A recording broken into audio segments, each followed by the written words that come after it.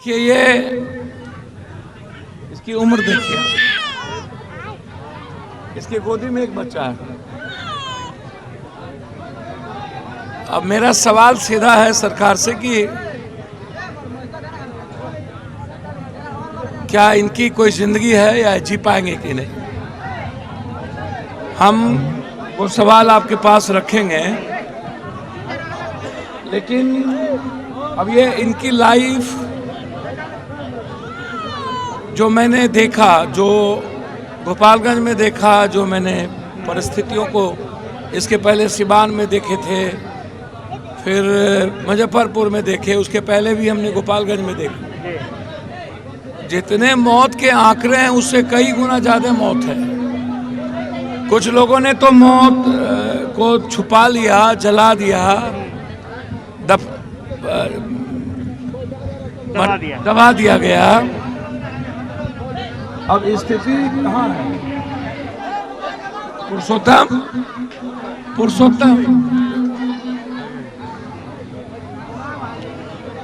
अब इनकी लाइफ सरकार कहती है कि नहीं, सब दे दो।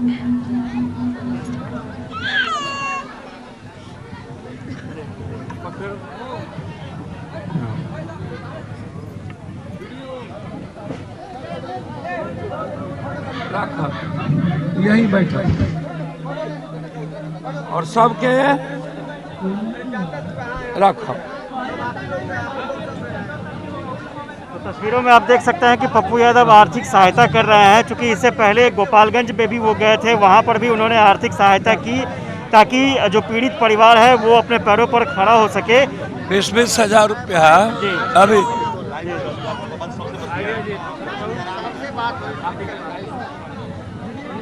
एक दो बेटी बौर ककर है शादी करे वाला, तो बेटी कहाँ है? 1 2 3 4 5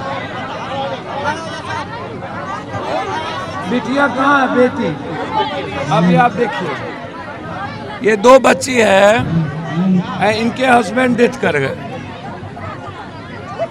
अब आप उम्मीद करिए कि इस बच्ची की, तू बैठा, उम्मीद करिए इस बच्ची की शादी कैसे हो। ये नेताओं से पूछना चाहिए कि इनकी शादी क्या उम्मीद है कि मजदूरी के अलावे अभी जो हमने आप लोग हटे ही 20 से 60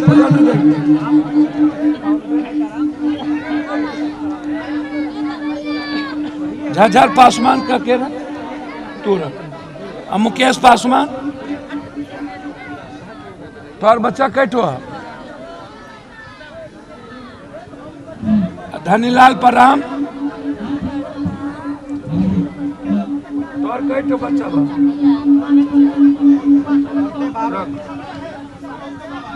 मदन राम तू, मदन राम के तू, सिकंदर राम के, सिकंदर राम के, अमंगली राम, विकास राम के, राम प्रकाश राम ना, उमाशंकर भी ना, उमाशंकर ना, तू पत्नी है उनकर ठग पासवान के, बाल बच्चा कहाँ? अब देखिए, ये 3 बच्ची है आपकी। अब मैं आपको बहुत क्लियर बता दूं, आप सामने आइए, आप लोग हटिए,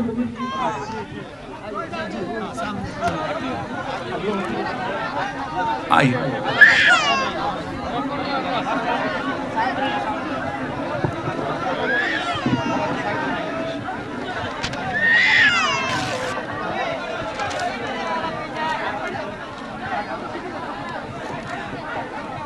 तीनों बच्ची का नाम दे दीजिए और शादी के 1 महीना पहले हमको नंबर दे देते हैं। जब शादी होगी तो मेरे तरफ से हर बच्ची के लिए 25,000 रुपया शादी में 1 महीना पहले आपको हम भेज देंगे, जो भी बच्ची की शादी।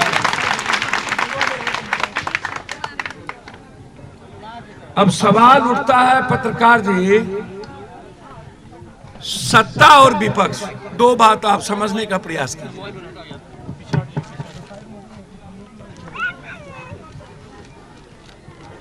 हम सरकार से मांग करते हैं कि सबसे पहले आप कोई भी पॉलिसी बनाइए तो उसमें देसी शराब कैसे नष्ट नाबूद हो, बिहार से, देश से देसी शराब कैसे बंद हो, उसके लिए आपको 2-3 कानून लाने पड़ेंगे। पहला कानून है कि आप जिम्मेदारी तय करिए विधायपालिका की और कार्यपालिका की।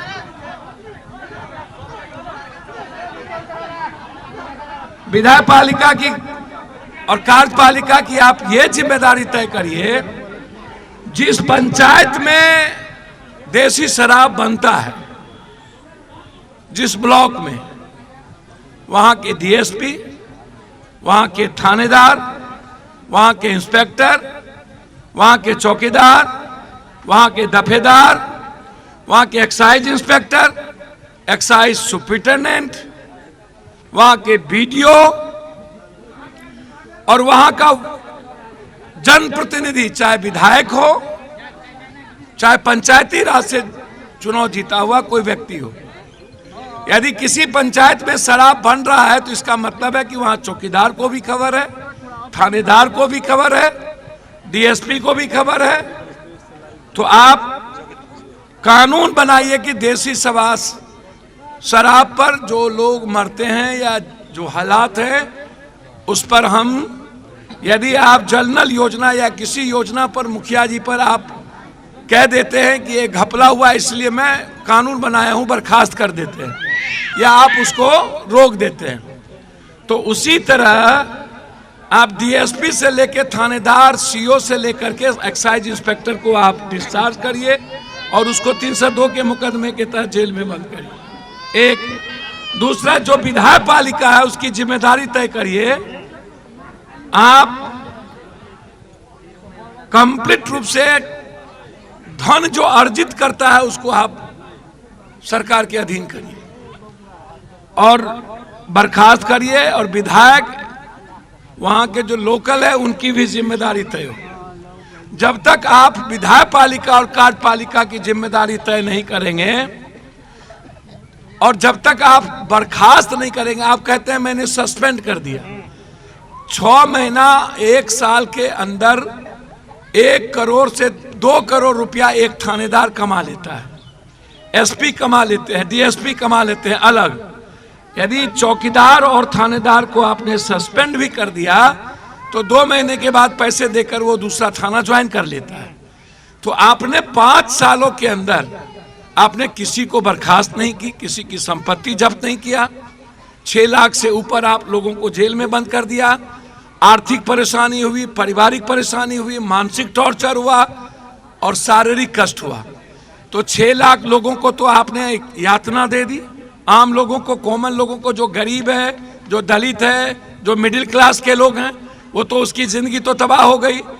दूसरा, जो बड़े होलसेलर हैं जिसमें एमपी एमएलए भी इन्वॉल्व है, लगभग मंत्री भी इन्वॉल्व है, सत्ता भी इन्वॉल्व है, विपक्ष भी इन्वॉल्व है, एसपी कलेक्टर भी इन्वॉल्व है, तो उसमें मेरा डिमांड यह है कि इनकी पूरी संपत्ति की जांच हो और 15 दिनों के अंदर इनके ब्लड टेस्ट हो, जनप्रतिनिधि के, सिपाही के। आप 20 दिनों के अंदर ब्लड टेस्ट कीजिए और जिसका दारू लीकेज, जिसके नस में, जिसके खून में पाए जाते हैं, उसको आप एफआईआर लॉन्च करके उसको आप सस्पेंड ही नहीं करिए, उस जनप्रतिनिधि को भी बर्खास्त करिए। एक मिनट रुकिए, दूसरी सबसे बड़ी चीज आपको मैं बताने जा रहा हूं कि आप कहते हैं कि मैं न्यू पॉलिसी लाऊंगा, तो आप हमको जरा बताइए कौन सी पॉलिसी लाना चाहते हैं आप। पहला आप ये बताइए कि आप शराब को रोकेंगे कैसे। आपने कहा कि हमने शराब बंद करके हमारी, मैं नियत पे आपका कोई प्रश्न नहीं करता हूं, लेकिन एक ही कंट्री में पूरे देश में शराब चल रहा है। इकोनॉमी पॉलिसी पूरी दुनिया हमारे कंट्री को देख रही है। इकोनॉमी पॉलिसी की जब नेशनल इंटरनेशनल पॉलिसी की बात करिएगा तो उसमें बाहर भी और देश में भी शराब हर आदमी सेवन करता है। जो मेरे स्टेट में आता है वो भी शराब पीता है, जो बाहर जाता है वो भी शराब पीता है। तो आप किस पॉलिसी के तहत आपने शराब बंद किया? यदि शराब बंद भी किया तो देसी शराब बंद नहीं हो पाई। 5 सालों के अंदर करोड़ों अरबों की संपत्ति लगभग बन गई। एक तरफ आपकी जीडीपी चली गई बाहर, 200-300 रुपया, 150 रुपये की शराब, 60 रुपये का शराब आप 800-700-900 रुपये में मिल रहा है। तो हमारा पैसा भी ज़्यादा चला गया, हम जो कमाए उसका 3 गुना दे दिए, और वो पैसा हमारे सरकार को नहीं गया, हमारे डेवलपमेंट में नहीं गया। वो पैसा चला गया नेपाल, वो चला गया यूपी, वो चला गया झारखंड, वो चला गया बंगाल, वो चला गया पंजाब, वो चला गया हरियाणा। तो गवर्नमेंट को नहीं गई। हमारा जो टैक्स है वो माफिया ले लिया, अपराधी ले लिया, पदाधिकारी ले लिया, और लगभग एमपी एमएलए जो इन्वॉल्व है, मंत्री इन्वॉल्व है, वो ले लिए। तो आप इसको कैसे चेंज करेंगे? आप कहते हैं कि शराब बंद करने के बाद एक्सीडेंट, रोड एक्सीडेंट कम हुए, लेकिन आप उठा करके देख लीजिए बलात्कार की घटना, आप उठा के देख लीजिए मौत की घटना, आप उठा के देख लीजिए हत्या कितनी हुई। जो लोग शराब की खबर दिए, आपको आश्चर्य होगा कि दरोगा ने उसको केस में फंसा दिया, या नहीं तो माफियाओं से उसको मरवा दिया गया। तो हत्या एक तरफ, जेल एक तरफ, पैसा बाहर चले गए, पैसा जो सरकार को मिलना चाहिए और बिहार के डेवलपमेंट पर वो भी नहीं लगी। तो हम सरकार से कहेंगे, जब आप शराब की पॉलिसी लाए थे तो आपने एक चीज को फोकस, आप कहते हैं हिंसा, मिडिल क्लास। तो यदि मिडिल क्लास और दलित या गरीब के बीच में हिंसा को रोकना चाहते हैं तो उसके लिए देसी शराब पर आपको कठोर कानून बनाना होगा, और अकाउंटेबिलिटी तय करनी होगी, जिम्मेदारी तय करनी होगी विधायक पालिका की, जिम्मेदारी तय करना पड़ेगा आपको न्यायपालिका की, जिम्मेदारी तय करनी पड़ेगी कार्यपालिका की। आज नीतीश कुमार ने कहा है, आपकी बात शायद उन्होंने सुना है, कार्यपालिका पर कठोर कार्रवाई की बात कही। नहीं, मुझको एक बात समझ में नहीं आता, क्या कठोर कार्रवाई? आप डीएसपी तक जेल भेजेंगे नहीं, डिस्चार्ज करेंगे नहीं, और कार्यपालिका को आप कठोर करेंगे। लेकिन जब वहां के एमएलए हैं, वहां के प्रमुख है, वार्ड सदस्य है, समिति है, मुखिया जी हैं, सरपंच है, तो वो तो जनता के लोग हैं ना, वोट देती है जनता। और लोकतंत्र में पंचायत चुनाव में आप फब्बारा के तरह शराब आप बांट रहे हो विधायक के चुनाव में। तो नीतीश कुमार जी से मेरा आग्रह है कि ये जो पंचायत चुनाव में, एमएलए के चुनाव में पैसे खर्च होते हैं शराब के, आप एसपी कलेक्टर को क्या बर्खास्त करेंगे, या एसपी कलेक्टर को क्या सस्पेंड करेंगे? क्या एक्साइज सुपरिटेंडेंट सस्पेंड होगा? क्या जिम्मेदारी तय होगी? क्या देसी शराब मरते दम तक नहीं बनेंगे? क्या आपके आने से पहले यहाँ पर स्थानीय सांसद भी आए थे? देखिए, मैं एक बात बता देना चाहता हूँ, कौन है ये स्थानीय सांसद? पेट में मिर्ची, उन्होंने तो कह दिया चुनाव हम जीत गए, इसीलिए विपक्ष ने जनता को दारू पिला के मार दिया। अब इतना अंधा कानून राजा, इतना लोकतंत्र में इतनी बड़ी गंदी बात, कैसे लोग इतने गंदे लोगों को वोट देते हैं?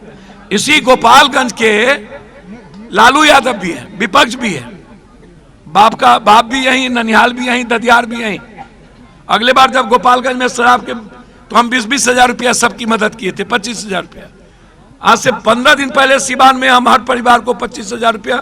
आप कुशेश्वर स्थान तो गए, अब मुजफ्फर, अब तो अब बिहार से कोई मतलब नहीं, चुनाव खत्म, जनता खत्म, चुनाव खत्म, बिहार खत्म, बिहार से गायब। इतने लोग नहीं मरे हैं, बहुत सारे लोग मरे हैं।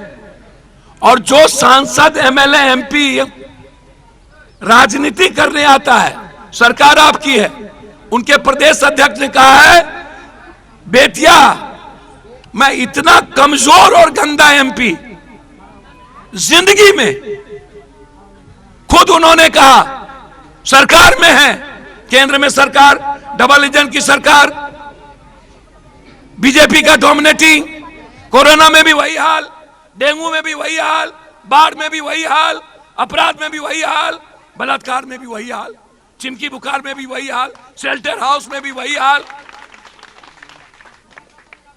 पप्पू यादव सुई देंगे, पप्पू यादव सिलेंडर देंगे, पप्पू यादव शराब में जाएंगे।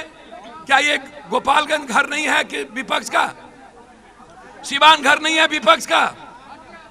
बेतिया के एमपी से मैं जानना चाहता हूं, यदि आप ये मानते हैं कि सरकार जिम्मेदार है, पुलिस इसमें इन्वॉल्व है, तो फिर इमरजेंसी बैठक क्यों नहीं हुई? और सुशील मोदी का तेवर अलग क्यों है? आप कुछ बोलते हैं, सुशील मोदी कुछ बोलते हैं। आप दोनों चित भी मेरी पट भी मेरी, बड़ों के बाप कनियों के बाप, दोनों के बाप। और इतने दिनों के बाद और सरकार क्या की? सबके घर में ताला लगा दिया, एफआईआर की धमकी दे रहे हैं। समस्तीपुर में जो लोग मरे हैं उनको आप राजकीय सम्मान के साथ यदि किए तो इन परिवार को पैसे क्यों नहीं? 3-3, 4-4 बेटी बड़ी है, शादी कहां से होगी? इनके हस्बैंड चले गए, बच्चे छोटे हैं, 1 कट्ठा जमीन नहीं है। ये अभी इनकी पूरी जिंदगी बाकी है, 1 बच्चे मात्र है और इनके हस्बैंड डेथ कर गए। ये कैसे जीवन जिएगा? मैं इसीलिए इन लोगों को पैसा दिया कि ये सब्जी का या अंडा का कोई दुकान कर ले ताकि अपने बच्चों को परवरिश कर सके। लेकिन मेरा सरकार से बहुत क्लियर, छोड़ दीजिए आप, छोड़ दीजिए आप, नहीं एकदम छोड़ दीजिए, सबको रहने दीजिए, कोई दिक्कत नहीं। मेरा सरकार से सीधा है। अब यदि आप गुजरात को देखिए, महात्मा गांधी धम्मा, कल उपराष्ट्रपति आए, पूरा एनआरकी, पूरा का पूरा इकोनॉमिक कोलैप्स, रोजगार की स्थिति सबसे बुरी, पलायन में कश्मीर और महाराष्ट्र, सब जगह बिहारी मारे जाएंगे। शराब में भी बिहारी, गरीबी में भी बिहारी, बेरोजगारी में भी बिहारी, कोरोना में भी बिहारी, डेंगू में भी बिहारी, लात मुका खाएंगे, गोली खाएंगे, गाली खाएंगे। 34 लोगों की मौत की बात कही जा रही है दोनों जगह। सर मुझे तो समझ में नहीं आता, आप 34 की बात कर रहे हैं। कितने लोग मरे हैं? जो चीज मीडिया में ट्रायल हो जाता है वो दिख जाता है। जो छिटफुट मरते जा रहे हैं, 1 2 3, उसको कौन देख रहा है? पूरे बिहार में इस साल 100 लोगों की मौत की बात आ रही है। सर मैं सत्ता पक्ष और विपक्ष से कहना चाहूंगा कि अपने अपने विधायक का ब्लड टेस्ट करवाइए। विपक्ष से कहूंगा कि अविलंब ब्लड टेस्ट हो। मुंह में गुटखा, सबके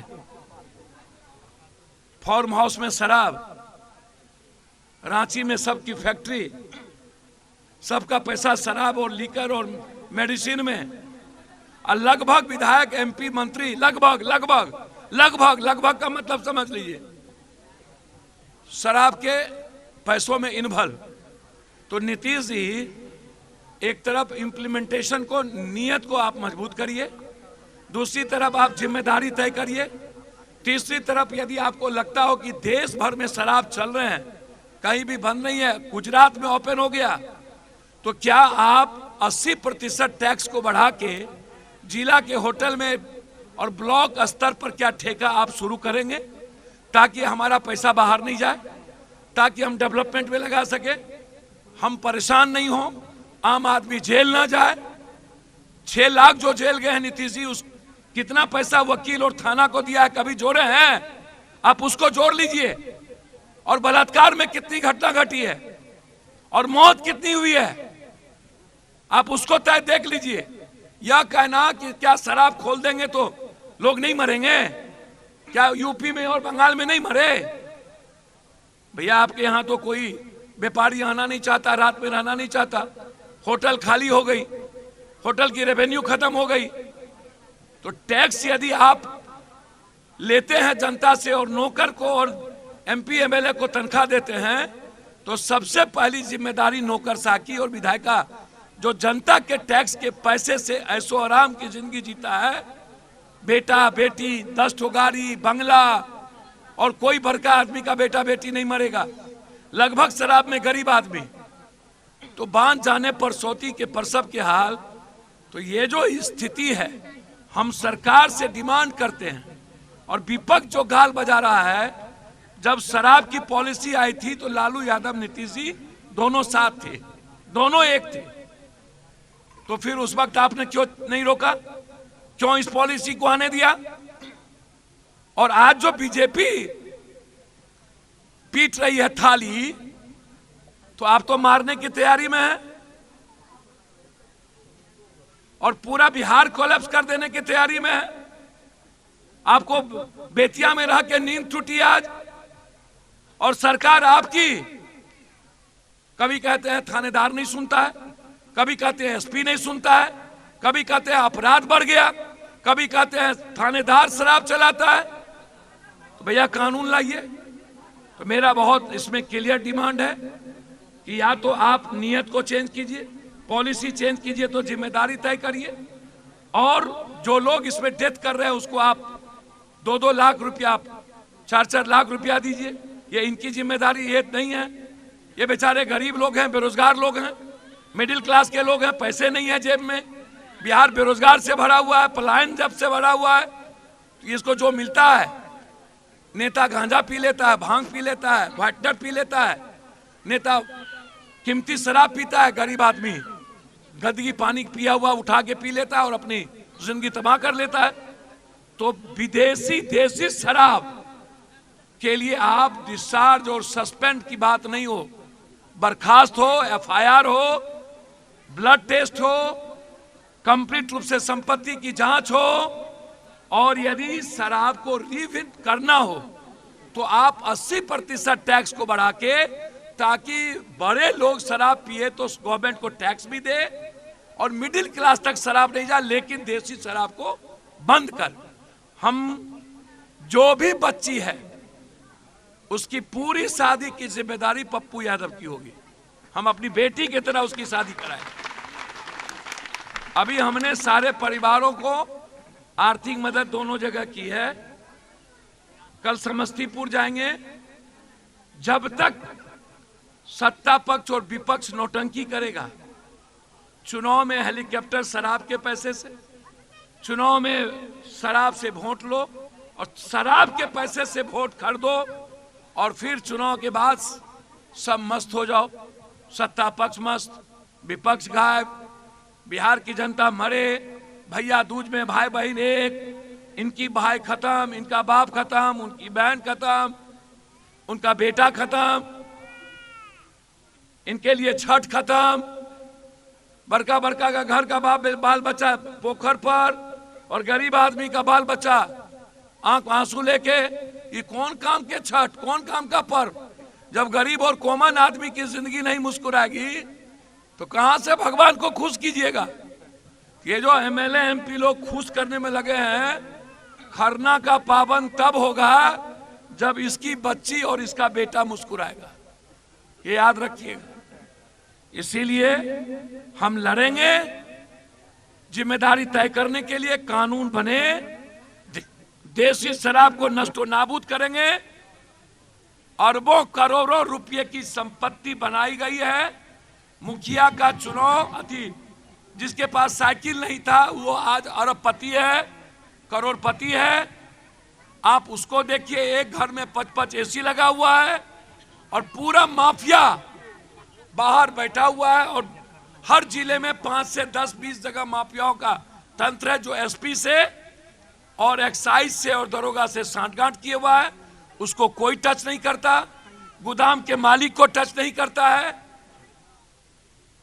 गोदाम के दरमान को जेल भेज देता है। गरीब लड़का जो बेरोजगार है, वो जो शराब पहुंचाता है, जिसको हम डिलीवर बॉय कहते हैं, उसको जेल भेज देता है। और अब पुलिस उसको रपेट रही है जो बड़ा खेप गिरा के छोटे छोटे जगहों पर बंटवारा करके शराब पहुंचता है, उसको पुलिस पकड़ रही है। तो सैया भेल कोतवाल अब डर काहे का? मतलब वकील के लिए केवाला किया, चोर के लिए ताला किया। तो जब आप बिल्ली को दूध की रखवाली दे दोगे तो दूध बचेगी। तो जब दरोगा डीएसपी सब इन्वॉल्व है, उसी को कर रहे हो गिरफ्तार करो, तब तो माफिया बचेंगे और आम आदमी जेल जाएंगे। जिसके लिए लड़ाई संकल्प के साथ हम लड़ेंगे। एक घटना बेतिया की नहीं है, बेतिया तो लगता है अनाथ है। गोपालगंज बेतिया जब मैं देखता हूं तो कभी बाढ़ से अनाथ, कभी गरीबी प्रकाष्ठा पे, तो बेतिया तो लगता है कि बिहार में है ही नहीं, नेपाल में भेज दिया गया। कोई माँ बाप नहीं है बेतिया का, बगहा का। इतनी गरीबी, कोई देखने वाला नहीं। तो हालात अच्छे नहीं हैं। सरकार अविलंब पॉलिसी बनाए और बीजेपी कंधे पर रख के बंदूक ना चलाए। और सुशील मोदी का गाल कूच और यहाँ के एमपी और प्रदेश अध्यक्ष का गाल कूच, ये नहीं चलेगा। घर में कूच, रात कूच, भोरे कूच, भोरे भैया शाम को सैया, ये नहीं चलेगा। इसलिए गलबैया मत करिए। डबल इंजन की सरकार है, सिर्फ नीतीश कुमार की जिम्मेदारी नहीं है, सबकी जिम्मेदारी है। और इस पर मिल करके विधानसभा में कानून लाइए, विपक्ष और सत्ता पक्ष मिलकर, और पहले खुद सही होइए तब जनता को गाली दीजिए।